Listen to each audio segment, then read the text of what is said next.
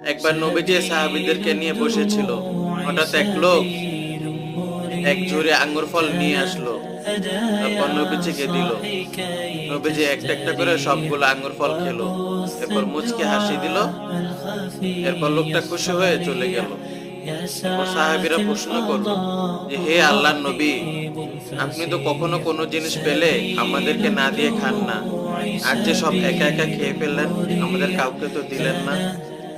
তখন নবীজি বলল, ওই লোকটি যে আঙ্গুর ফল নিয়ে এসেছিল, আঙ্গুর ফলগুলো টক ছিল। তোমাদেরকে যদি দিতাম, তাহলে তোমরা খেলে তোমাদের চেহারা বিকৃত হয়ে যেত।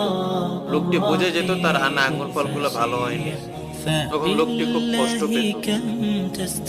তাই আমি একা একা আঙ্গুর ফলগুলো খেয়েছি, যাতে লোকটি খুশি হয়।